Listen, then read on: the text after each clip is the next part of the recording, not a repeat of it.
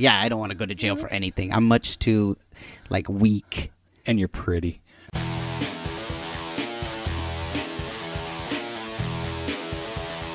You are listening to the Stand Up Dads podcast.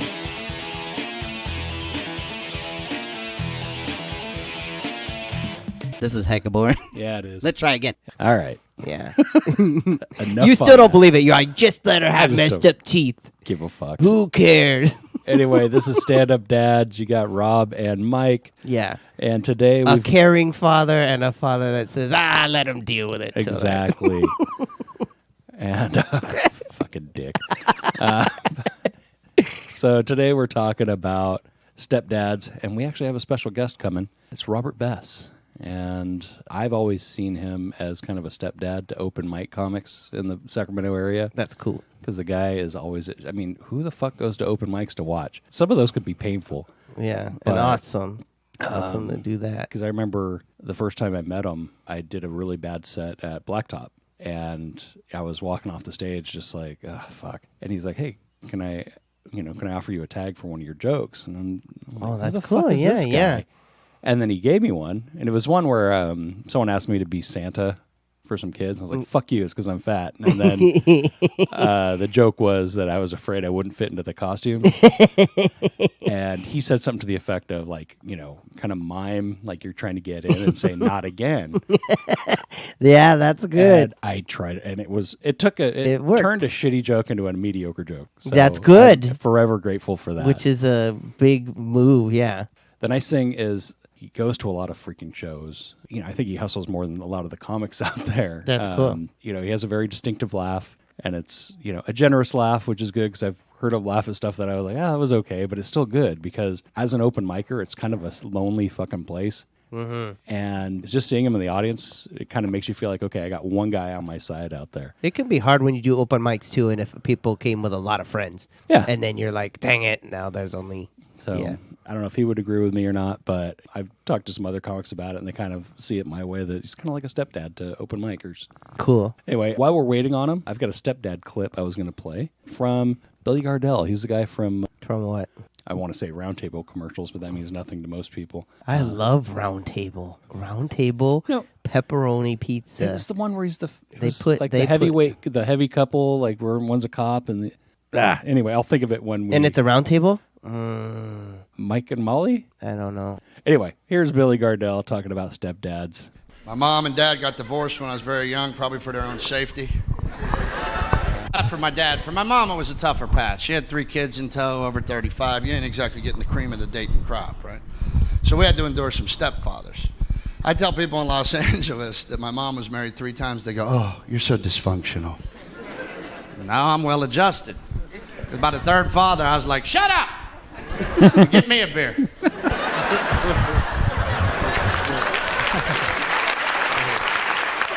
For my dad, it worked out, man. He got remarried, stayed remarried to the same woman 31 years. A man who has been married for 30 years gets to say stuff to his wife that a man who's only been married a couple years would get his teeth knocked out for. It's a perfect example. We're at my dad's house for summer vacation last year, right? Everybody's in the pool having a good time. My dad's working the hamburger grill and smoking. So his wife starts him, I can't believe you're smoking in front of these brand new grandbabies. This is the most magical time in your life. You work 35 years to retire, and this is how you want to spend it, taking 7 minutes at a time off your way, not to mention the cartridges you're putting in the air. He don't say a word. He just keeps working the burgers. He lets her get it all out. Then he looks at her and goes, see, that's why nobody likes you.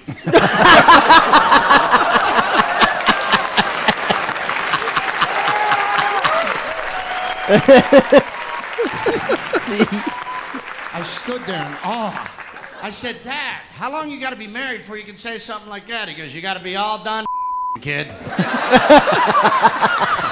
to be all done fucking. He goes, it's worth the wait, boy. It's worth the wait.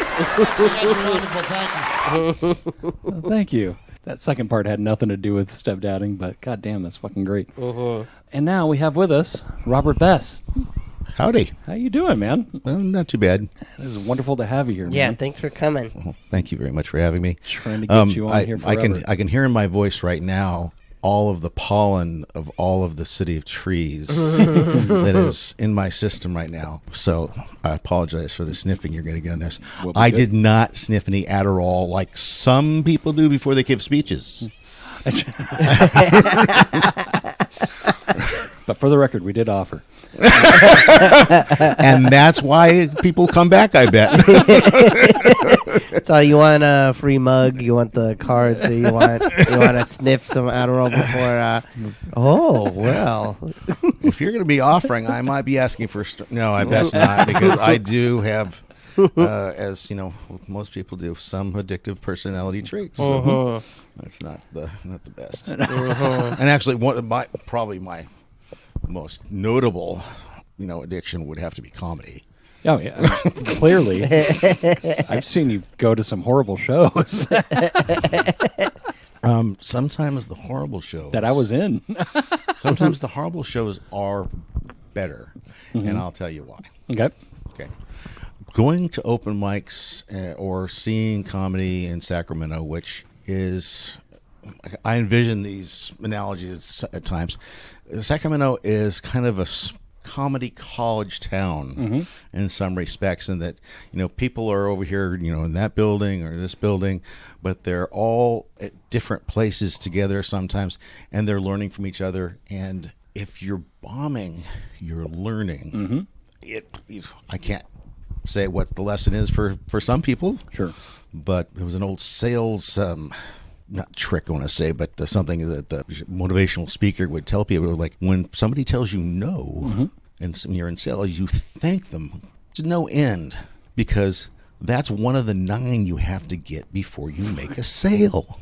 which is why I can't do sales. Yeah. It's hard, and I worked. I have to implement that in dating. I'm going to write that down.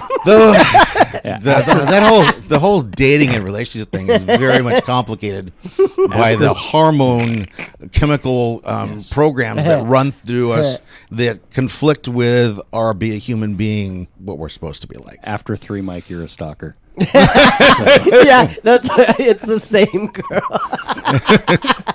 You want to touch it? You want to touch it? You want to touch it? Please touch it. Is it Please still touch a it. no? Please touch it. It's 4 a.m. It is a no. You need to. I changed my number. I'll give you $1. You need to get off of my front doorstep. I can see you in your car. No, but I think there is some truth to it. What you were talking about. There's a comedian by the name of Hunter Hill. Have you seen him? No. Okay. Is he local? I don't know exactly where he is. He might be close to the Bay Area. He might be local. I'm not sure. Yep. But he will get up with a guitar occasionally, and the last time I saw him, I think it was at Blacktop. Okay. And he's got this song about stalking of a sort. And he's a really cool, hip looking kind of guy, but he's got some real conservative about him, and this song is the other side of that. And so it's one of my favorite songs. In fact, I had told him we've got to get you on Craig Ferguson before he leaves that show somehow. And of course, I'm all empowered in my head. I have no connections with anything with anybody, even locally. And he went home thinking, I'm going to get on Craig Ferguson. No, he did not. He went home going, okay, fans, man. And that's anyway. If you can't put up with me, and it's a lot to put up with. If you ever get big, you are in for a bad time. I'm always amazed at your dedication to this, because I've seen you at shows like, oh wow, he's here, and there was a night. So I've seen you a few times at Diversity and Dragons. Yes, Teo Morgan, he's been on here. He does a show. It's like a improv Dungeons and Dragons show. I want to go see that one. It is funner. It's a bit abbreviated. Oh, it's tightened up.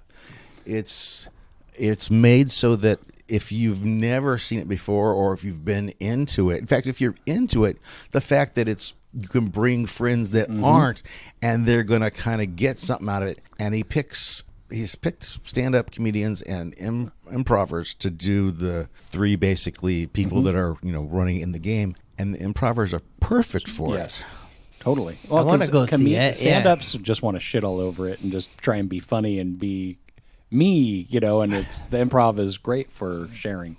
Absolutely, and a quick wit is, and if I played Dungeons and Dragons in my life, maybe twice, and watched a couple of times, and there's lots of things that in games I just don't have, or I should say I have like an ADHD kind of thing, so I can't focus enough to really be all that interested. But that is so nice and compact. And besides, when I go to shows like that, if they're experimental or something, I can't help but sit back and go, okay, you've hit my 90% great mark, which means now you've turned on the part of my head that will find all the things that need to be removed before they can film it for Comedy Central.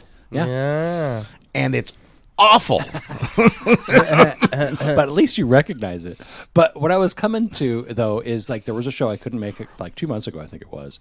And I was looking and I saw that it was a Saturday night because it's like a 10 o'clock show. 10:30. 10:30. Yeah. And my wife gets pissed when I go. It's like, you're leaving at 9:30 for it. I'm like, yeah. But And it's at on Comedy Saturdays? Spot. Yeah. Oh, okay. It's like third Saturday of the month or something like that. Okay. I cannot remember exactly which one it is, but yes, he's been lucky enough to get himself a recurring slot, which is not easy to do. No, not at all. But anyway, so I saw, and I was, I'm friends with you on Facebook, and I saw that Robert had posted something from Stab at like 8 o'clock. And I thought, I guess he's not going to Diversity.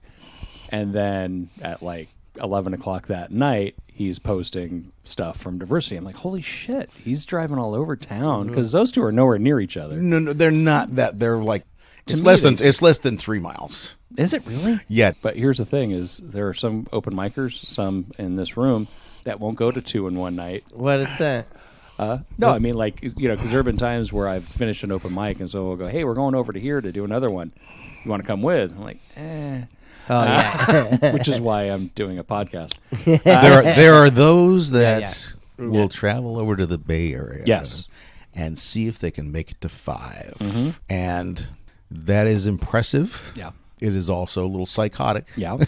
However, and I only say that to be playful with them, because it is such a hard thing to do. But, you learn tricks. You learn when to park. Hopefully you have a good in with whoever the host, the person controlling the list is, so they'll, but you get in somehow. If I were in charge, and don't ever elect me to anything, unless it's against Trump, and then you have to, if I'm the choice, you have to sacrifice. I'm going to, a state or something's going to get blown up. Maybe.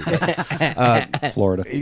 No, it's going to be random. Why would I? My principles say you can't carry out vindictive political vendettas. But that's what's happening But if now. you want to have fun, what was New Mexico doing last week that somebody else can't do? I don't know. So, are you from Sacramento? My lineage, one from Dirt Road, Georgia, one from outskirts from Boston, and they got married in New York City. They went to Columbia for grad school, and my dad got a job at Chico State, being the registrar, and I was conceived on what is part of the campus now. Oh, lovely. And when I went to school there 17 years later, I took a 1-unit psychology kind of group little thing class to give people practice on kids. Okay. Which is kind of dangerous. Yeah. But anyways, the house that it was in, my parents had first lived in when they moved there. Wow. Cool. And I even wondered, is it this bedroom? Have I returned to my origin? If there's a review when I get to the afterlife, and they go, well, I'm going to go over some things here, you're going to find this really interesting. Or it was the kitchen, or I don't know. But anyway, so Chico, and then he moved with the state colleges, university system from there to Sonoma down to L.A. in the chancellor's office, which kind of administrates everybody. We eventually he left that and came back to Sacramento, and a friend he had made back at Chico when he was first here was the president of Sac State. Okay. and he became the executive vice president Okay. for a few years. So my parents resettled up here. I was down in Orange County. My sister moved up eventually. And I lived down there by myself, abandoned,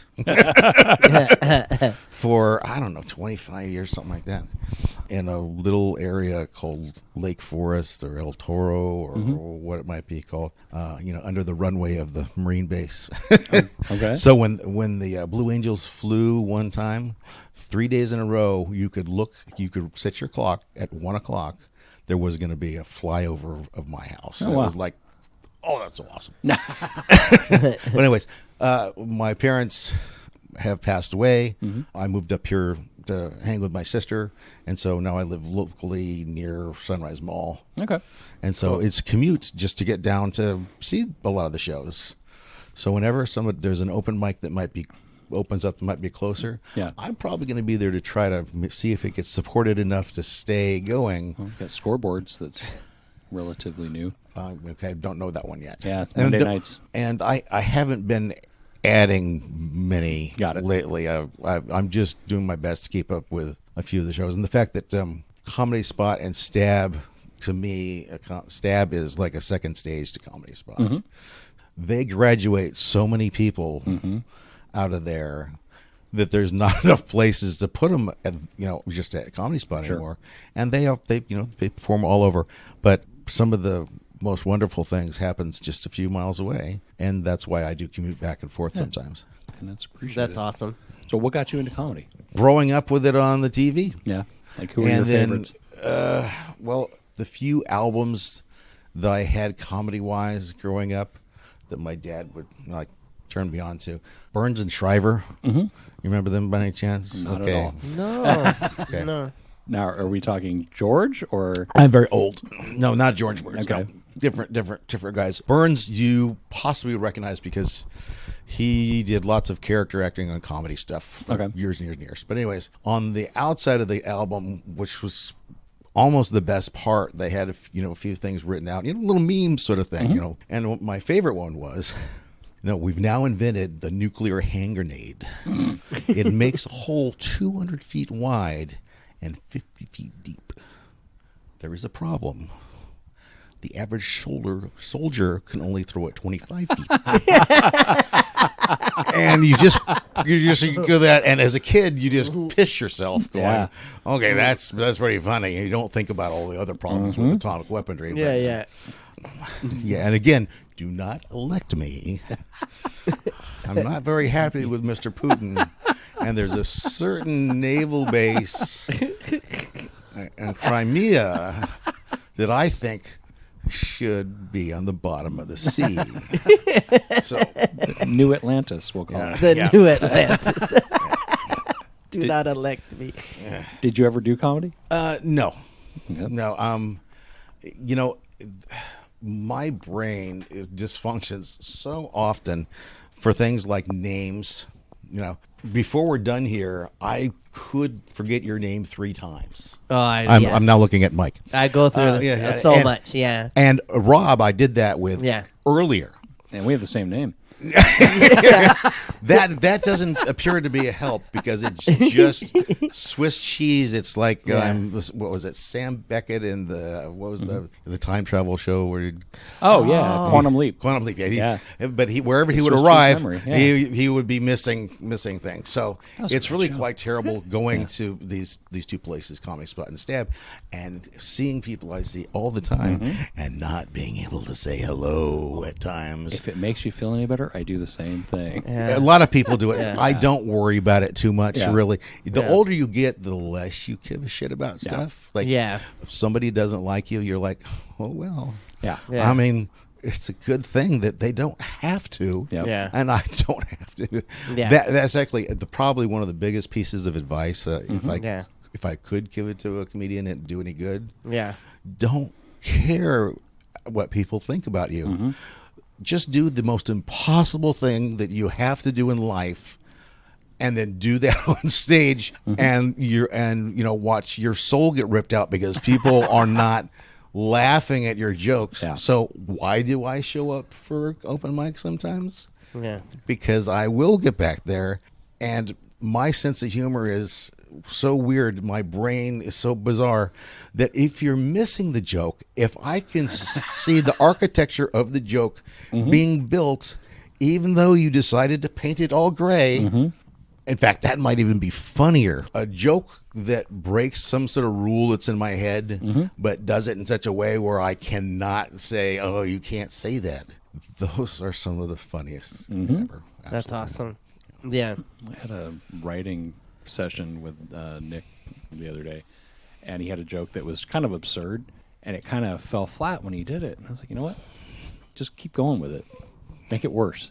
He's like, what? He's like, just keep going. Just make it more, just go insane with it. And we did, and it took like a 20-second bit, made it like a minute and a half, and we were in tears at the end of it. I don't know if he's going to have the balls to do it. He's like, because we established that you have to have the crowd on your side before you start this one, because one, it's a long joke. It really varies from it, and this is where who you are and your reputation does make some difference. There's a story about, I believe it was George Burns, and he's with some other people, and they're, somebody's telling about how this went off, and he talks about how George comes out and he gets up there and he starts talking about his afternoon.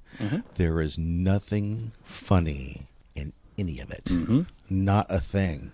And then George stops. He goes, hey, I'm going to bring out somebody and let them talk to you for a few minutes. And so a comedian comes out, or, a dance and song number. Who knows? Some things about shows are really different than now. But anyway, variety shows. They finish their act.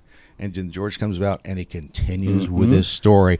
And there's nobody that's not on the floor peeing themselves because they've been so fucking had. Yeah. And so some of those are my favorite. Other favorite things are, especially it works in improv and sketch sometimes, where the actor will break character because the person is making them laugh so hard. Yeah, those are great. Yeah. And hopefully you guys have seen the Siamese elephant joke by Tim Conway. No. Okay. But I have seen a lot of those ones on the Carol Burnett where he kills them. It's a Carol Burnett outtake, and it's about, it might be 3 to 4 minutes. It's very easy to find YouTube. You just Siamese elephant, Tim Conway, because he's just improvising it, right, and it's killing him. Because I remember seeing like the dentist one where he keeps numbing himself. I grew up at a time when Friday nights or whatever night was, whatever night. So every week, Carol Burnett, her coming down the stairs in Tara wearing the curtains is a pee your pants moment. I mean, all those things. And when these people when she was doing that show, she had been doing shows back in the 50s that I have yet to see, getting prepared to be able to get everybody together. And comedy was what was on the TV on Friday and Saturday nights. So that is definitely what started me. Because I grew up watching that stuff. I was just too young to really understand what was going on. Because, I remember watching Carol Burnett, but I was probably like 6 or 7. Yeah. But my folks would be cracking up, and I'd be like, I guess that was funny. I don't know. I'd watch a lot of stuff that was older because I'd be able to stay up with my brother, and he'd show, we'd watch stuff. So we'd watch, like, Benny Hill was on Channel 2, and it was, like, unedited. There's, like, nudity. And, like, you could watch Monty Python, like, all the Monty Python, like, everything back then. The Warner Brothers cartoons were awesome and unedited. Before they edited them.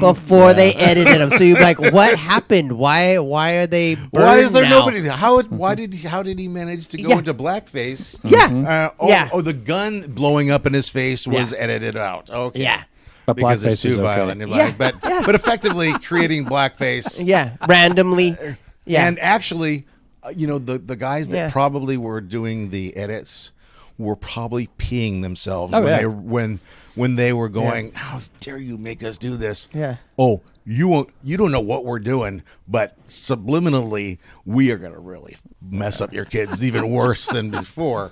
Well, we've had this argument before where there's two things that bug me about it. One, to me, it's so much more damaging that you're going to show these cartoons that make no sense. Yeah. So kids are just going to watch it and be like, Continuity is important. well, they're just like, you're torturing kids. Just like, this makes no sense. Why do people like this? And then the other one would be, I mean, I had this argument a long time ago with like another parent where they're like, you show them those old cartoons, they're so violent.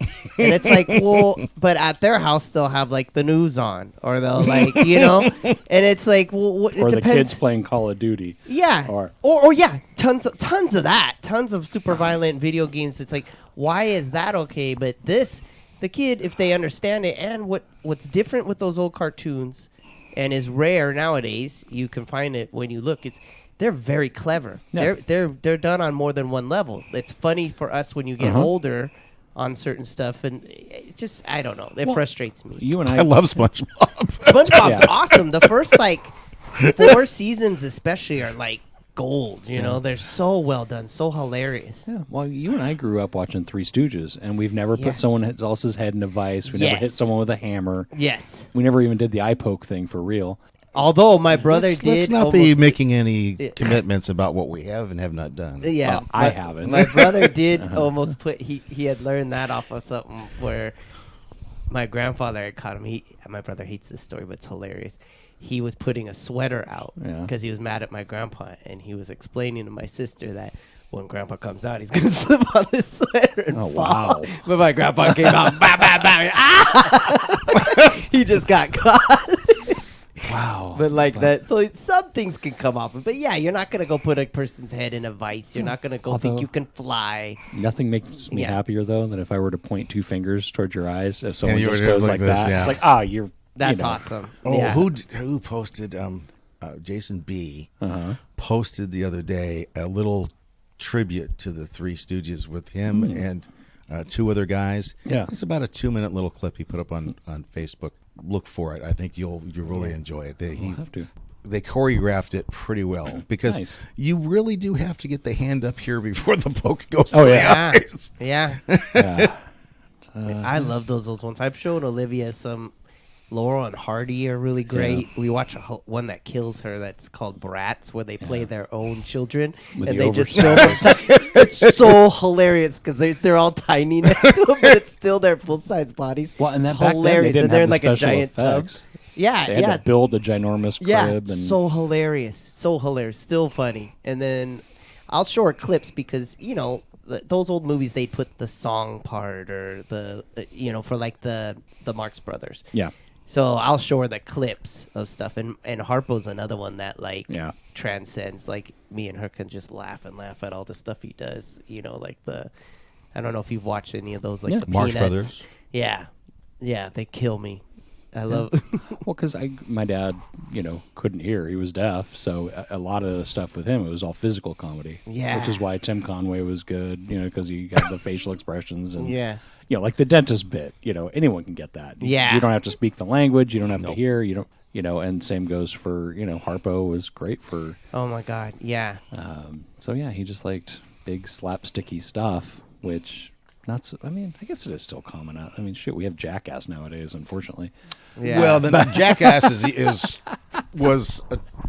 is now history as well. Yes, I mean, although not that they won't do 3 more, comeback movies or something but they like would that. Die if they kept it up. And then put a new cast on it. Yeah.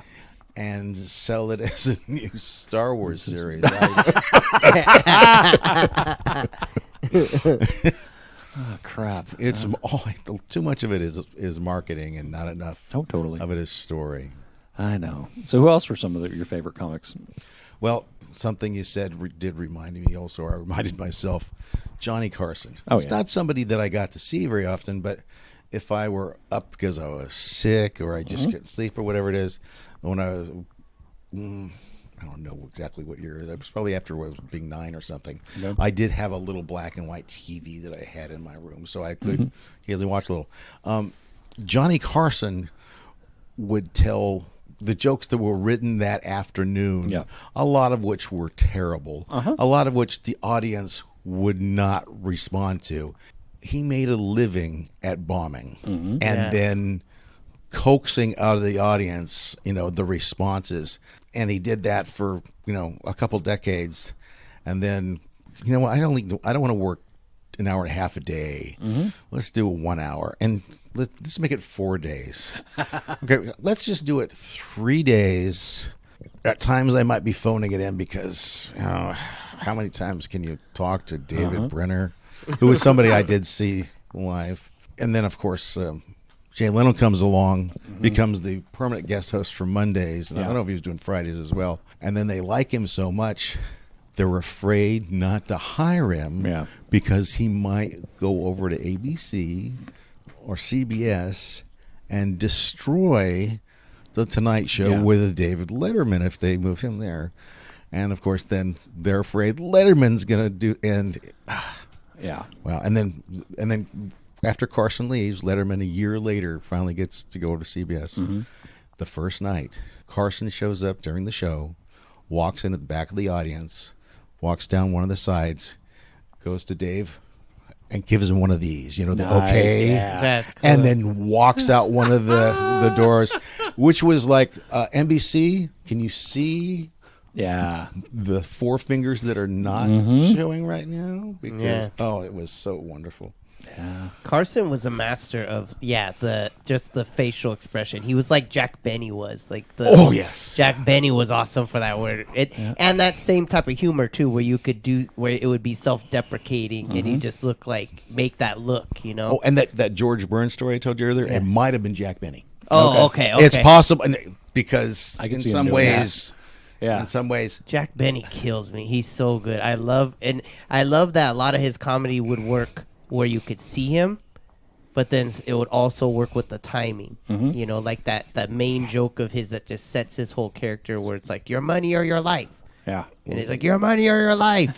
And he's like, I'm thinking. Just the pause. And like that just sets his whole character up. And man, totally. It's funny. Those old ones, like I'll bring it up sometimes with my students because I'll teach like high school animation and illustration, and I talk about comedy and how it ties to animation. And a lot of times, one of the times I brought up the Marx Brothers and stuff, and I had asked if they had seen it. They're like, "Well, we weren't born yet." I'm like, "I wasn't born yet either. Why can you not like it? If it's like, why is it invalid?" If it's before you are bored, like if you have them like for a whole semester or a year or something, you need to go up to a couple of them one time when they're just kind of standing there, they're not expecting it. Then go, "Do you have your code book?" The code book to pick the horse races. Yeah, that is, I think, maybe their very best bit. The torture they put Groucho through, or that Chico puts Groucho through, is just and via duck, why not a chicken? I love those ones. Chico had the best because I never appreciated him when I was a kid. Yeah, but looking back, I mean, also, Groucho's obviously. Yeah, and I'm embarrassed to say I didn't realize until my 20s that he had like grease on his eyebrows. Or what always impressed it didn't matter. Me. What impressed me when I got older is I didn't realize how old they were when they finally got filmed. Like he in their very first movie, he's already like in his early 30s or something. So some of my favorite movies, he's like already almost 50 or 55, and I can't remember what some of those shows, the movies they had been doing on Broadway. Yeah. Or in vaudeville houses or whatever it might be, and they work their way up to somewhere on Broadway. There's one where Groucho sings about returning from being hunting or something like that. That's right from the musical. Yeah. I had no idea. Yeah, very cool. Yeah, and then they would get some of the great humorists of the time. I think S.J. Perlman they had on one of them writing stuff, and he was the guy that wrote comedy and humor stuff for like the New Yorker. There was they were ahead of their time, definitely. There's a lot of stuff in there that you would never expect that for animation later they were copying from that. There's a crazy one where Harpo's going around shooting a gun and he shoots it at a statue and the statue turns and shoots back at him. And he's like, "Oh!" And he runs. But you're like, that's like 1932 or something. You're like, that's insane. Well, what's sad is a lot of the stuff they did then would probably be edited now or censored. Oh yeah. Stuff we did 10 years ago is getting canceled now. And some of it is understandable. Yeah. But some of it is you really need to not try to fix every tiny little thing. Yeah. You got to let people be shitheads sometimes, too. But it's for the children, they always say. No, and it's not that they're not legitimate, grievances at times. And one of the things I will say to comedians, if it's just the audience is just absolutely bad or something, I will always say, do not blame the audience ever. Just don't do it. It's not that sometimes it's not their fault. Sometimes they are really shitty. But you do not know who's sitting in that audience that just had an abortion that afternoon. Sure. Yeah. So they may have been dragged there. And I have seen one comedian, a well-liked one in this town, do stuff on stage, and he started doing crowd work, and a woman gets up and goes out to the bathroom, and it fucks him up for 20 minutes. He is stuck deciding to get the crowd back on his side. And he didn't do anything wrong in particular. Sure. Yeah. It's just the most dangerous thing in the world. I talk about comics having a superpower. And that superpower is to get people to be quiet, to listen, and to let you into their mind and do more or less a mind meld of ideas. Because the things that make you laugh aren't really the things I'm saying. They're the things that are already in your head that I'm helping you recall in relation to something else. I think this comedy college kind of thing also needs classes in ethics. Because it's like, to a certain extent, it is like being a professional boxer. Your hands are deadly weapons kind of thing. Potentially. I don't want to carry that too far. I understand. Yeah. I mean, but now, it's like the popularity of roasts now. Yeah. It kind of, it's fine, but like when you see a national roast of like a celebrity, everyone knows who they are. They know stuff about them. And you kind of like to watch the big guy get knocked down a peg or two. But when you're doing it locally here, it's a bunch of people you don't know. So you're limited to you're ugly, you're fat, you dress funny, you smell bad, stuff like that. Because no one has that deeper understanding of that person. So I think it just becomes... And that works really, really well for some audiences. And I like roasts as a dessert that you don't have very often for the most part.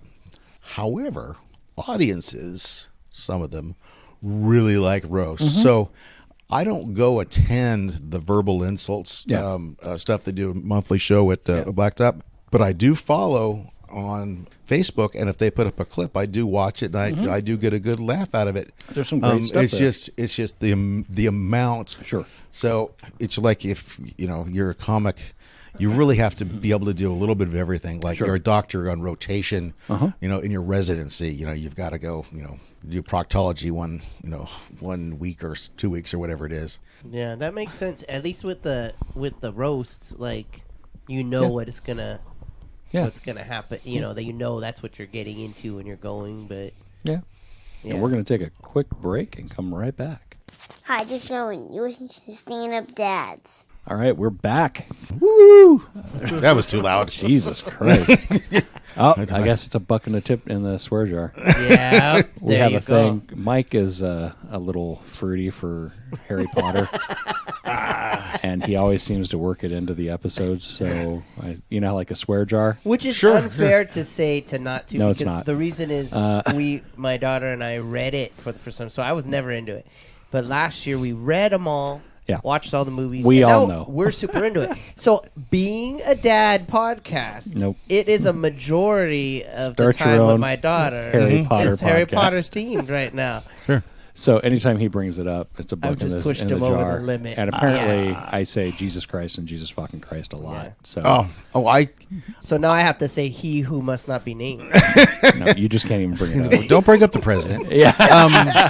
So online, and I know this probably drives some people crazy, I will misspell the F word. Yeah. Just because I'm trying to pull that far back from the line. Yeah. And some people that will drive absolutely crazy. They can't leave. But actually, I'm also trying to mess with the algorithms. So, because on Twitter, you can get bumped where you aren't getting seen. Yep. So that has taught me how to misspell a word that might have 3 of the letters might be N-U-T, and you could spell them in a different sort of way and get away with it. Although I know I'm still upsetting people when I want to use that word, but I really want to use that word. I know.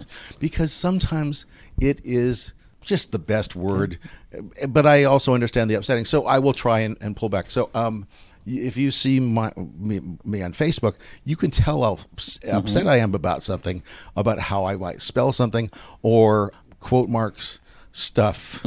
Excrement just really is overused. Sure. Just a little bit in comedy, a lot of it is. So it also makes it more effective when then you do break out the words when they're special. Yeah, because I think you and I think we're similarly minded in the way we view politics. Well, here's a somewhat funny thing. There's one person that started kind of following my posts and me hers, but we finally found something that we do absolutely disagree on. And I won't go into what it is in particular, but I see it completely different, and it's like, man. Now I have to not like it's like no, that is the way we are getting trained to think by the division that's happening from the Facebooks and the Twitters and so forth. You're either a good person or you're a bad person, and you have 0.2 seconds to make a decision as to whether or not somebody's guilty or not, and then we're not going to bring it up again. Yeah, and bringing up the whole and they make it now where it feels more and more. I saw a really good kind of meme on it where they said like we were told for so many years to never discuss politics or religion that now we can't have an intelligent and calm discussion about it. Yeah. And it's like you get stuff where it's like you're on a team. Yeah. It's like either, so what are you? You're a Democrat. You're like some sort of... Well, it's like sports teams. Yeah, it's ridiculous, you can't talk about that. But you're also, you're not just a Democrat. You're a segmented Democrat and a particular sort of Democrat. Yeah. And if you're that kind of Democrat, well then, ooh. Yeah. I mean, there are legitimate grievances that some of the people that do like a particular candidate that get a lot of criticisms because... certain parts of that group really are annoying as hell. Sure. And then they feel like they're being called the same thing. That sounds very familiar. Does that happen in other groups as well? All of them? Minority group over here. Yeah. Old group over here. Yeah. Young group over here. So, instead of finding like a common ground, you have if you're not with me, you're against me. Is how it feels. One of the nice somewhat common grounds I do find in comedy is pretty much most of the people that are into it, and myself even just watching it, we're all from the island of misfit toys. So we do have different understanding, but we're still quite capable of division and of being divided. Oh, easily. Oh, boy, the manipulation is just absolutely incredible. And when you start deciding, that's a conspiracy theory, some conspiracies are true. Yeah. But you don't have the power of, sending a, slate of reporters out to find out just how it is your Twitter feed or your Facebook feed is being manipulated so that you see certain things or that you don't see other things.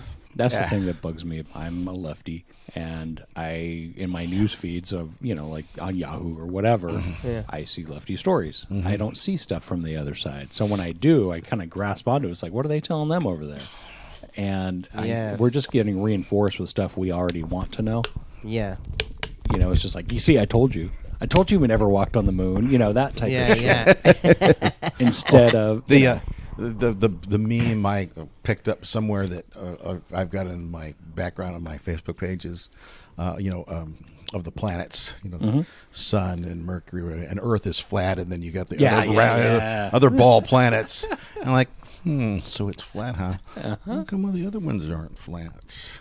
And so I think of that, some people say that those are real people that really believe in flat Earth. Yeah. And I think they're just, most are just trolling the crap out of us and the people that really do by going in and agreeing with them. I know. So, some of the stuff you see online when it's a discussion about, okay, here are the results from blah, blah, blah, blah, blah. Literally, last night, I had to switch sides because I'm a contrarian. If there's a group of stuff going on, they're taking shots that are not fair at a certain somebody that I might normally be. I'm like, no, that does not fit the category. And I don't know to what extent. Certainly Russian trolls and paid whatever are out there, and there are a lot of them. Once they get the pot stirred, they're done. Well, they don't necessarily are done or not done. They may move on. They may try to friend you so that they can get into your feed and so forth and do more analysis on you. But also, people tend to start copying that as like acceptable argument behavior. Well, it just goes back to like the whole, like what the cigarette companies did in the 80s of just sow a seed of doubt, and that's what they're doing. The climate change, well, sow a seed of doubt. Well, perhaps it's really not, there are 1% of scientists that think climate change is fake. So maybe we should hear them. No, fuck you. So I mean, it's just, everything is based on sowing that, well, what if, and then it is also, however, somewhat dangerous to completely shut out the other side. True. Because the other side will make your arguments better when they find the little thing that's a nitpick that should be removed. Because a lot of times we do rush in and, Trump, well, that's not true. Yep. You're right, it's not. So let's modify it and put nuance. Oh, but they never can hear or understand nuance. Okay, so now you're being prejudiced against the people that don't understand nuance. Yeah. It's really quite difficult. Oh, and quite frankly, another reason that I'm so into comedy, to me, this comedy, college, university, whatever it is, lots of people come on athletic scholarships to play basketball, and they came off, the schoolyard basketball court or the local park, and eventually they make it up to the big leagues, and they're just absolutely terrific. A few people in comedy will become Jon Stewart. Sure. And provide education through that connection that they make, that mind meld that they make with the audience, that they leave one or two things, little earwig eggs in your brain that will stay there and maybe help you change your mind about something because you really didn't believe the other thing. Sure. In the first place. You were conned into exaggerating that thing to a point that it really isn't. I still don't feel like we've ever filled the hole that he left. It wasn't just him. You also had Colbert that backed it up. So it was a 1-2 punch that is not there now. And Colbert is, all well and fine over on CBS, doing Letterman's show, but it is not the same. The character he played was just so yeah. Well, it's funny because I remember seeing him talk about like he would introduce himself to his guests and say, okay, so the premise of the show, I'm an idiot and I'm going to say horrible things and you're just play along with that. And it was just like, wow, I mean, he has to spell that out, and we don't have that, and it's such we'd think it'd be such an easy thing to replicate, but it's not. No. It's weird, but that reminded me of something. At the end of the writer's strike, they forced some of the hosts back on by saying, we're just going to lay off your entire staff if you don't start making shows. So Leno, and I don't know, Letterman, he just, the contracts? This is what you guys want? We'll sign a contract. We'll give you everything you're asking for so that we can get back to work. Okay. And he actually then forced everybody else to start to get back on air. So was it a good thing or bad thing? I don't know. But Colbert started having to find guests that could cross picket lines. Yeah. One of them was my church pastor. No way. Yes. Wow. A guy down in Orange County, California by the name of Rick Warren. Okay. got a little church called Saddleback. And when I first started going there, of course, I was invited at an airport. Of course, that's how these things are done. Yes, it's very, very good. We're the largest cult. I mean, church in South Orange County. Okay, saffron robes. And absolutely none of that. And that was the wonderfulness about it. It was held in a churchy gym. And eventually we got a piece of property and we marched over, half a mile, all of us, and moved into a tent underneath the flight runway from El Toro Marine Base. And, they basically had to sign off saying, you won't complain about the fact that.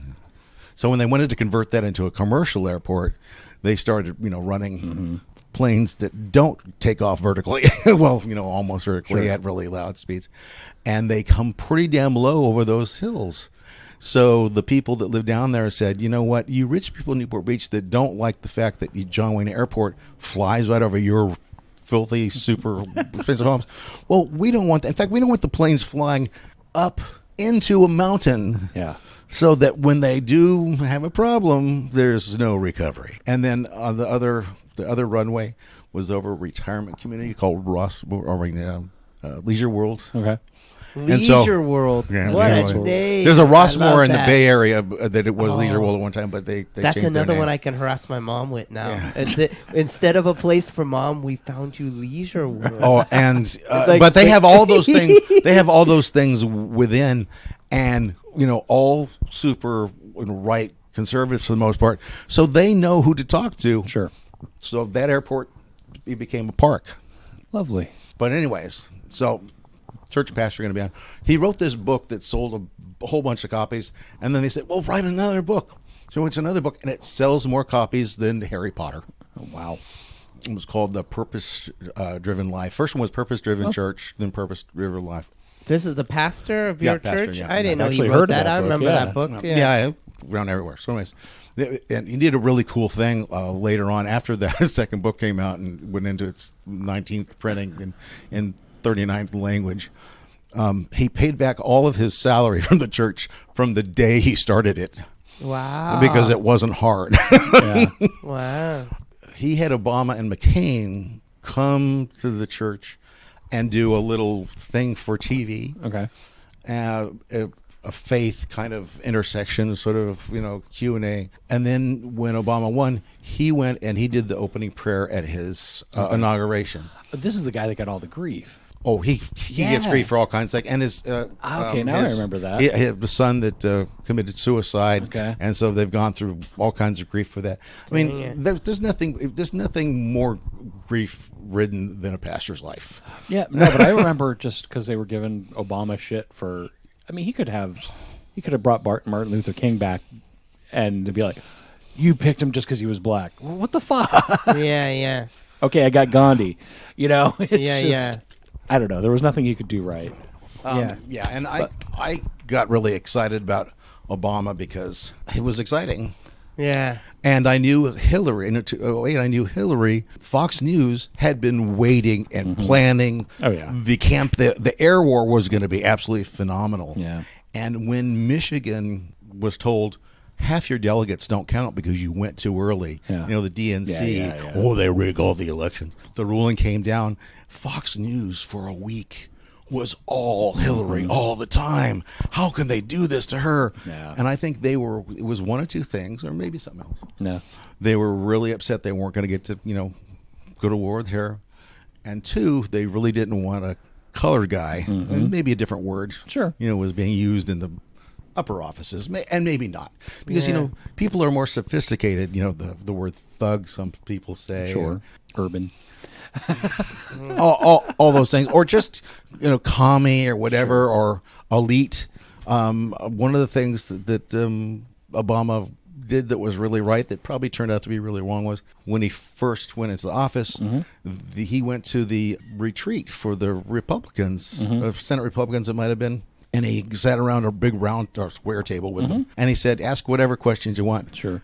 And he answered every question brilliantly, and they were all silent. That has me remembering Greg Giraldo did a great bit about when Hillary would talk in code about hard-working Americans. Which, You mean white people? No, I mean hard-working Americans. But yeah, we could go hours on this. We look for things to find wrong. The way my brain works, unfortunately, not only too much comedy, but too much Columbo. So I only look for the little things. Sure. Because all the rest of it was everybody else could take care of. Yeah. They're going to take care of it. But the little things, sometimes they're clues that people completely ignore, and sometimes willfully. It's awful. Mm-hmm. Okay, back to what's the furthest you've ever gone to go see a comic? And it was a hard gear shift. Sorry.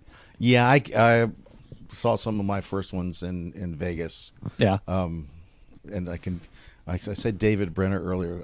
My first club dinner show in Vegas was David Brenner playing with, and she used to do the red carpet stuff all the time. Oh, Joan Rivers, yes. Yeah. And I can never remember her name. That's okay. I have to drive it that way. So that was one. Then high school graduation, my parents took me to this little comic club out by the airport, and playing that night was a guy named Gallagher. Oh, jeez. Wow, he did not bust the watermelon. Yeah. It was too small. The place was probably twice the amount of floor space as your whole apartment if you knocked out the walls. Yeah. But he did make some great applesauce. So he was already smashing. Definitely. That was his bit. The ventriloquist guy that is super popular now, does stadiums and arenas and so forth. Yeah, isn't that terrible? With God damn it, he's got Walter and the old guy has got the chili pepper one. He's got the skeleton one. Anyways, I really do enjoy him, but just before he exploded, I saw him at the Irvine Improv. Okay, and he did a couple nights, and I brought a friend, and we went back, and so I saw it a second time, and then a few weeks later. On a Wednesday, I'm there, and there's maybe 30 people in the place because nothing happening really there. You get a few comedians. He comes in to do a guest set about 5 to 7 minutes, and he just takes off afterwards. But he was there tuning up because the following week he was going to be on Letterman's Ventriloquist Week. Oh God, he did that. He was one of in the first 5, and.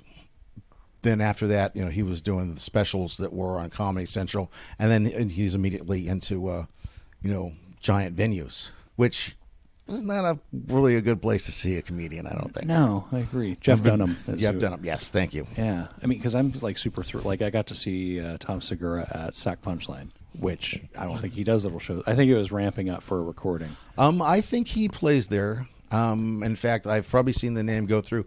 A lot of times I don't see the big names because I don't have money to buy the tickets for a lot of these shows. Now, sometimes I know people. Yeah. And then those people get fired. But sometimes they just need to fill seats. And actually, I discovered that the first time I went to Irvine Improv, I was hanging out at the mall, drinking at a local bar there, and I saw Dennis Miller was going to be playing there that night. And it was sold out, but the guy said, "Well, if you come right before the show, sometimes people don't show, and they, you can, get in and blah blah blah blah."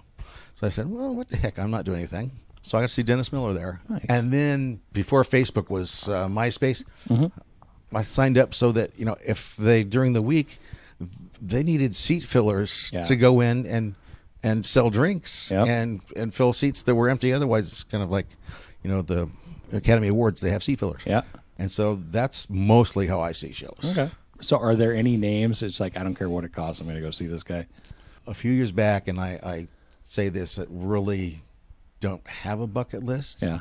But if I did, this name would be on it. And I happened to be up in Reno. Didn't know he was going to be there. Yeah. And I was going to leave on, Thursday because it gets expensive on Friday. Sure. Weird Al. Yeah. At Grand Sierra Resort, which was originally one of the MGM hotels. It should be on the bucket list if you're... I've seen him a couple months ago. And here in town? Yeah. Dude, I bet it was awesome. It was the Marines Memorial or whatever that is down there. Just got redone. Yep. Dude's talented. I mean, I don't care what you say. But the guy, the fact that he can do so many musical styles back and forth, and it doesn't sound like he's, reaching for any of it. No, and my brain takes me back to when he was on the Tom Snyder Show, which was the show on after Johnny Carson. Oh, wow. Okay. And he did the show with the accordion for a minute, and then a pickle bucket. Another one rides the bus. But I thought he was way older than me. Turns out I'm a little older than he is. So he was a kid when he started doing the Dr. Demento stuff. Oh, yeah. Wow. I mean, he was just, recording tapes in his garage, and I'm so glad Dr. Demento was around. My cousin introduced me to him. Yeah. And just, Dr. Demento was a great show. Oh, man. Dead puppies aren't much fun. The fish heads. Just so much stuff that came from him. Another rabbit hole. Yeah, exactly. Yeah. Which we could take hours. Yeah. Okay. Well, Mike's going to get out of here. Sorry. That's okay. All right. Well, all good things must end. Or as I remember, there used to be a commercial that would be on basically trying to raise money for colleges and universities. Okay. That would go, a mind is a terrible thing to waste. I remember that. I believe a mind is a terrible thing. Nowadays. Okay, well, one last question, since, you obviously have a unique understanding of the local comedy scene. Mm-hmm. Is there one thing you wish you would see happening more of in Sacramento with comedy? There are lots of times when I have an idea about something, and I will say something or I won't say something, and then later on I'll go, I'm glad I didn't say anything. Especially sometimes there'll be a comic that they're doing the same thing, and I see blah blah blah blah blah, and then I don't see them for 6 months, and they get up on stage and they get off, and I go, I am so glad I haven't seen you for 6 months because I cannot believe how good, how cool you're exactly the same thing you've always done before is working tonight, and it could be completely different. Now, what would I like to see done? You know how you compress learning and so forth? Sometimes you apply science. So my idea of putting up digital clocks so people are looking and they will get a better feel for how much time they have left. It's like a shot clock in a ball game. Yes, that would be a good analogy. And the technology wouldn't be super expensive, but it's a little more expensive than just ordering a digital clock because turning it on and off is a pain in the ass. But then this other idea that started out as a totally selfish one, it's about 15 miles from my house down to the comedy spot, and I can see a show there anytime I want. But there are times when I'm like, I just love to stay home and not go, but just be able to watch it on video. So I'm looking one night up at something on the wall. I go, if I could put a camera up there onto the stage, I would. I bother them less. And then deal of the day from Best Buy would always come through, and so I looked at a digital security camera system, and I was like, that's not very expensive. No. And then my brain went to the next step. It said, when comedians are on stage, they can't see the audience sometimes. They can only hear the laughs. They're getting an X-ray of what the audience is happening in the audience. What if they were able to get an MRI? What if you took a 3-camera security system, which would record all 3 plates right next to each other exactly the same time, and they have night vision. So you just record 2 of those, the faces of the people in the audience, because sometimes people aren't laughing, but they are smiling, or you're getting reactions you want, and maybe you will learn something that will help you tweak it to make it into a laugh, or not. You never know. And I discovered about that one night watching an improv show there. It was going absolutely terrific. And then I walked up to get a beer, and it used to be that you could kind of slip by the stage. And I looked back over at the audience, and I discovered it was me doing all the laughing along with the 2 other people that were insiders for the most part. The rest of the audience, you could see stuff, but the people on the stage might not have been aware where they weren't hitting. Now, with improv, you can't you can't tune like you might with stand-up. But then that's where that idea came to me. And I've been trying to get somebody to try it ever since. And, someday maybe somebody will. And they'll, unfortunately, they'll probably make money with it, which is, I'd rather it just happen because it's not an expensive proposition, and the cameras keep getting cheaper and cheaper and cheaper. If you had the means, would you open up a club? Then I always think when you're fantasizing about if that $2 bet I just put on the lottery, if I win, I'm investing in all the comedy clubs and taking them from 2.0s to 3.0s as far as their facilities, first of all. Sure. Because the facilities are important too. Yes. And you can see the same divot in a wall all the time for 3 years, and the people that work there won't see it anymore. Sure. You don't see stuff in your own house. But because of my brain disease, I everything else is blocked out, and I see all the little white spots in the black wall that a touch of paint would fix. So there's that end of it, and then there's the end of where you put 3 more stalls in both sets of bathrooms. Oh yeah. And other stuff like that. So I don't know. And like Laughs Unlimited, that's down there in Old Town. They just redid that. They went 1.5 to 1.75 or something of that nature. But another thing that would be kind of cool, and maybe it would never work, but all the the business hotels have the little shuttle buses to get people to and from the airport and during things. If at night they could shuttle over a bunch of conventionaires or whatever it is and make them some sort of good deal, then they'd have more people on the Tuesday and Wednesday nights when they do shows. Especially in that part of town. Absolutely. The parking down there is such a pain. I'm actually got to a point where I have a certain advantage. I would like to go down there sometimes, but it would cost me more to park than to see the show. Yeah. But when the leg got really bad, and I got one of those little blue things to hang up, and I can park in the green loading zone right in front. Nice. It's the booby prize of old age. Sure. And hey, take it, man. It's one of the few perks you get. It's about the only one. And okay, Boomer, have your parking spot. Okay, Boomer. So, anyways, but all those ideas are swirling on in my head, and there's lots of others, and I didn't even cover any of the stuff. Well, a lot of stuff I wrote down. That's okay. Like Dick Van Dyke Show. God, that's a great show. That was great. I grew up watching that. I mean, obviously they were reruns, but still. Those are great. When I saw them too. Yeah. And Mary Tyler Moore, gorgeous. Even I recognized that when I was 6 and 7 watching that. And Elizabeth Montgomery. Jeannie. I was trying to remember her real name. And, of course, the age-old question that millennials just don't get. No, of course they do, because they've seen the episodes as well. Gilligan's Island, Mary Ann or Ginger. Mary Ann. Every time. This Ginger is just, I don't know. It doesn't matter. I want them both. It's like Why you got to pick one? You're on an island. I'm not going to get picked out of the lineup for being good looking. But the funny thing is, you worry about that the rest of your life, and then it turns out, you're not going to be Brad Pitt. But it also turns out 1% of the population likes you so much better than Brad Pitt. And it's like, wow, okay, whatever. I want to see the guy that says Mrs. Howell. And there is somebody. Yeah. Love you.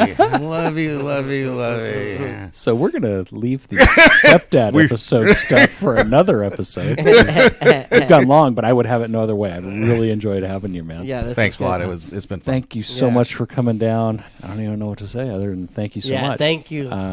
We covered a lot of ground. Yeah. Anything to plug or any shows you think people should be watching that they're not? I will just say this. Butts in Seats has been one of my campaign ideas, and they're all doing pretty good right now. Yeah. Blacktop wasn't getting enough butts in seats. They're now doing a great job. That verbal insult stuff really does just sell. And then they're doing other comedy stand-up shows along with that. I don't get over there as much as I'd like. Punchline just started charging sales tax on their food and drinks again. Yes. Okay. They had eliminated that. So effectively, they just, 8% is the so boom, like that. And they had just done a small price increase before. So now I won't be getting free tickets anymore. Now that I'm saying this live. But anyways, Stab is actually starting to get some pretty good amount of people showing up for some of their shows too. It's a little place over on Broadway. And their podcast is one of my favorite things to do. Nice. So I feel terrible. I will leave Comedy Spot before an end of a 9 o'clock show sometimes to go over there to catch the panel show. Yeah. So. Why feel terrible? And then just because it's my God-given right to feel terrible about myself if I want guess. to. Fair enough. Yeah, and it's a lifestyle choice. Yeah, hopefully Stab brings I was us born back. that way. Yeah, hopefully Stab brings us back for the next Podfest. Yeah, that was cool. We were there last year. I cannot imagine you not, especially after you did this. Yeah, yes, you have added our comedy cred. I like that. Well, speaking about our podcast, subscribe to us. We drop new episodes every Sunday. Email us, thestandupdads@gmail.com. If you need artwork, you can go to pencilforhire.com. That's pencil FOR hire or pencil for hire on Instagram. And no, I have not updated the website yet. I know. I'm spending too much time decorating Olivia's room with Harry Potter. Bam! Buck for the jar. And get my side project, Gag on This Podcast, that's run by Big Nick. We record every Wednesday at 5:30 at Blacktop Comedy Club in Rockland. And we interview local comics. Have a great time doing it. And we will talk to you guys next week. Talk to you there. Bye. The thing I want to say is, thank you all for coming. Bye-bye.